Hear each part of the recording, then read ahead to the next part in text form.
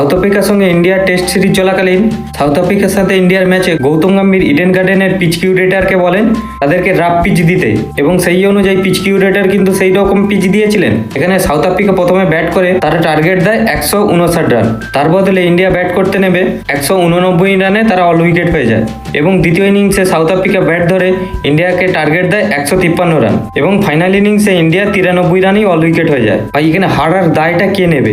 গৌতম গম্ভীর তো সবসময় ফ্লেক্সিবিলিটি করে সবসময় এড়িয়ে যায়। এখানে কিন্তু সবথেকে যিনি ক্রেডিট পাওয়ার যোগ্য তিনি হলেন টেম্বা বাহুমা। মানুষটা হয়তো ছোট, কিন্তু তার ক্রিকেটিং স্কিল এবং তার ক্যাপ্টেনশিপ এবং তার মেন্টালিটি যথেষ্ট ভালো। আমরা আগেই দেখেছি গৌতম গম্ভীর কোচ হওয়ার পর প্রথমে নিউজিল্যান্ডটা ঘরে এসে ফেলে দিয়ে চলে যায়, তারপর তো প্রত্যেকটা সিরিজে আমরা হারের মুখ দেখিয়েছি, এবার সাউথ আফ্রিকাও দেখিয়ে দিল। ভাই এটাই স্বাভাবিক। এবার বুঝতে পারবে বিরাট কোহলি আর রোহিত শর্মা কতটা ইম্প্যাক্টফুল প্লেয়ার।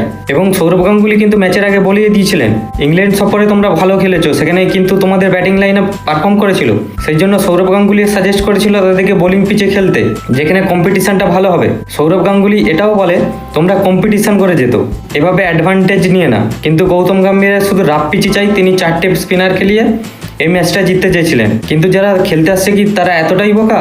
তারা যখন এশিয়ান কান্ট্রিতে খেলতে আসে তারা জানে এশিয়ান কান্ট্রিতে কিন্তু তারা স্পিনার বেশি খেলাবেই। এখানে এখনো ফ্লেক্সিবিলিটির নামে এক্সকিউজ দেখাচ্ছে গৌতম গম্ভীর। আর এইগুলো আমরা দেখতে দেখতে হেরে হেরে এমন অভ্যস্ত হয়ে গেছি, এইগুলোতে আর আমাদের কিছু এসে যায় না।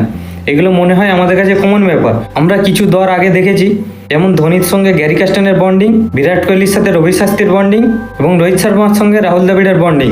এই বন্ডিংগুলো ভাই অসাধারণ ছিল এবং ম্যাচ উইনার প্লেয়ার ছিল, এবং বেশিরভাগ ম্যাচেই আমরা জিততাম। কিন্তু গৌতম গম্ভীর আসার পর না তার সঙ্গে কারো বন্ডিং তৈরি হচ্ছে কোনো ক্যাপ্টেনের, আর না তিনি কোচিং করে ভালো ডিসিশন নিতে পারছেন। রোহিত শর্মা আর বিরাট কোহলিকে যদি 2027 সালে ওয়ার্ল্ড কাপ খেলার জন্য তার দিকে বলা হয় তোমরা তোমাদের ফিটনেস ঠিক রাখতে বিজয় হাজারের ট্রফি অথবা রঞ্জি ম্যাচ খেলো, তাহলে গৌতম গম্ভীরকে এটাও বলা উচিত তুমি তোমার কোচিং মেন্টালিটিটাকে ঠিক করার জন্য তুমি বিজয় হাজারে ট্রফি এবং রঞ্জি ম্যাচের কোচিং করো।